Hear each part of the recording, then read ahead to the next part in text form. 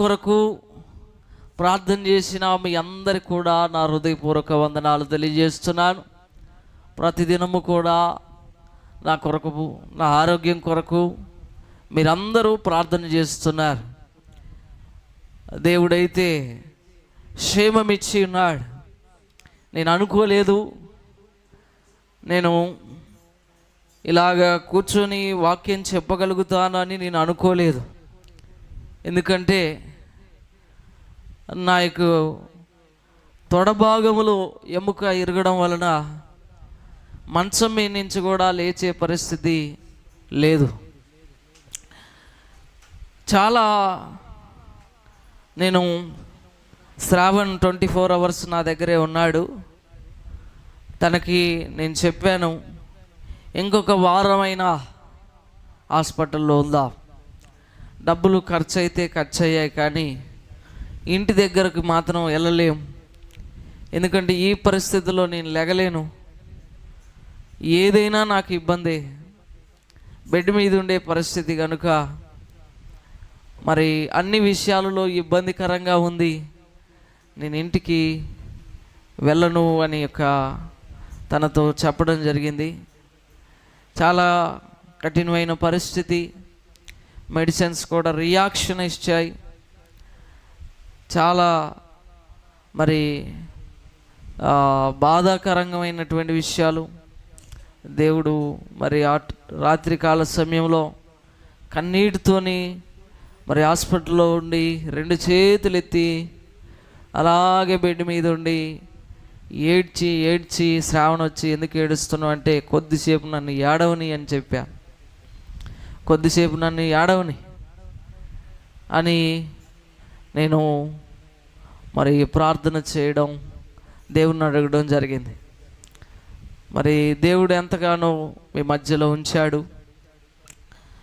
మరి యాక్సిడెంట్ అయినప్పుడు ఆ అడవిలో ఎవ్వరు కూడా లేరు, ఎటు చూసినా ఎవరు లేరు. గట్టిగా యేసయ్యా అని కేక వేసి మరి కాలు చూస్తే విరిగి సైడ్కి తిరిగిపోయింది. ఆ కంచె పక్కన నేను పడిపోయినాను.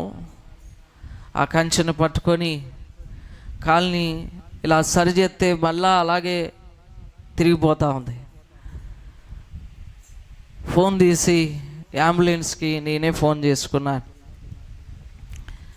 అంబులెన్స్కి ఫోన్ చేసుకొని పలానా అడ్రస్లో పలానా ఏరియాలో నాకు యాక్సిడెంట్ జరిగింది, ఇలాగా నా కాలు తొడభాగంలో ఇరిగిపోయింది, నేను లేవలేని స్థితిలో ఉన్నానని అంబులెన్స్ వాళ్ళతో చెప్పాను. అయితే అక్కడ ఒక్క మనిషి కూడా లేడు. 15 కేకలు పెట్టాను. ఎవరైనా నా కేకలు అరుపులు విని ఒక వ్యక్తి అయినా వస్తాడేమో అని ఒక 15 కేకలు నేను గట్టిగా అరవటం జరిగింది. ఒక మనిషి నిదానంగా వచ్చాడు. వచ్చి పాస్టర్ గారు అని గుర్తుపట్టి వెంటనే పాస్టర్ గారికి, అక్కడ ఊరిలో ఉన్న పాస్టర్ గారికి మరి అక్కడున్న సంఘ బిడ్డలకి ఒక ఫోన్ కొట్టగానే 20 మంది వచ్చేసారు. వచ్చి మరి నన్నైతే మరి లేవలేని పరిస్థితి కనుక కాలు తిరిగిపోయిన కాలుని మంచిగా ఉన్న కాలుకేసి తాడు పెట్టి కట్టి మంచం మీద పడుకోబెట్టి, అంబులెన్స్ వచ్చే పరిస్థితి లేదు అడవిలోకి కాబట్టి ఆ మంచానికి తాళ్ళు కట్టి ఒక కర్ర చూసుకొని ఒక పక్షవాయు రోగం కలిగిన వ్యక్తిని 4 చేత మోయించుకొని వచ్చారని ఎన్నోసార్లు వాక్యం విన్నాం. నిజంగా ఆ పరిస్థితిలో నన్ను మోసుకొని వాళ్ళు ముందుకెళ్తా ఉన్నారు, ప్రార్థన చేస్తూ ఉన్నారు, ముందుకెళ్తా ఉన్నారు. నేను అలాగే అంబులెన్స్ వాళ్ళతో మాట్లాడుతున్నాను, బ్రతిలాడుతూ ఉన్నాను. అయ్యా రండి రండి రండి అని బతిలాడుతున్న 1.5 కిలోమీటర్ మోసుకొచ్చారు వారు నన్ను. ఎదురుగా అంబులెన్స్ వచ్చి మరి ఆ బిడ్డలో భద్రాచలం హాస్పిటల్లో జాయిన్ చేసేంతవరకు కూడా నాతో కూడా ఉన్నారు. చాలా భయంకరమైన నొప్పి, ఎముక ఇరిగిపోయినప్పుడు చాలా పెయిన్ అన్నమాట. అయినప్పటికీ ధైర్యంగా ఉన్నాను. నిజంగా ఆ యొక్క పశువులు నన్ను గుద్దిన తర్వాత పక్కన అడిగేసాయి, నా మీద అడిగేయలేదు. అందరు బట్టి దేవునికి స్తోత్రం. హల్లెలూయా, హల్లెలూయా. అతడు నన్ను ప్రేమించను గనుక నేను అతన్ని తప్పించదనని, అతడు నా నామమును ఎరిగిన వాడు గనుక నేను అతన్ని గణపరచదనని 91వ కీర్తనలో దేవుని వాక్యం సెలవిస్తోంది. మరణం నుంచి తప్పించాడు. దాని కాలు నా పక్కనే పడింది. అది వెళ్ళిపోయేటప్పుడు నేను ఎగిరి పడిన తర్వాత నా బండి చూసినప్పుడు, నేను మొన్నటి దినాన్ని నా బండి చూసినప్పుడు బండికి ఉన్న రాడ్లు మొత్తం వంగిపోయాయి, మామూలుగా తగలలేదు. అందుకే నా కాలు ఎముక ఇరిగిపోయిందని నేను చెప్తా ఉన్నాను. ఎందుకంటే దానికి ఉండేటువంటి ఐరన్ అంతా కూడా బెండ్ అయిపోయింది, అంత బలంగా తగిలింది. మరి పక్కనే కాలు వేసి అది దాటుకొని వెళ్ళిపోయింది. దేవుని కృప. మరి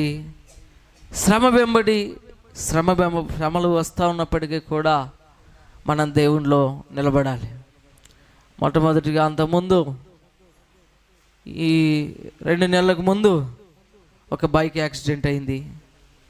మీకు తెలుసు, నా చెయ్యి బటన్ వేలు విరిగిపోయింది. తర్వాత మరి నా భార్యకి ఆపరేషన్ జరిగింది. తర్వాత నా కాలు విరిగింది. ఇలాగా నెలకు ఒక సమస్య వస్తూ ఉన్నాయి. శ్రమ వెంబడి శ్రమ వచ్చినప్పటికీ కూడా దేవుడు మేలు చేయక మానడు. హల్లెలూయా, హల్లెలూయా. కీడు నుంచి తప్పించే దేవుడు, శ్రమలు వెనకాల మేలును దాచి ఉంచినటువంటి దేవుడు. నేను కృంగిపోలేదు, అధైర్యపడలేదు. నేను దేవుని స్తుతిస్తూ ఉన్నాను. దేవుడు అద్భుతంగా దేవుని పరిచర్యలో నన్ను వాడుకుంటాడని నేను నమ్ముతున్నాను. హల్లెలూయా.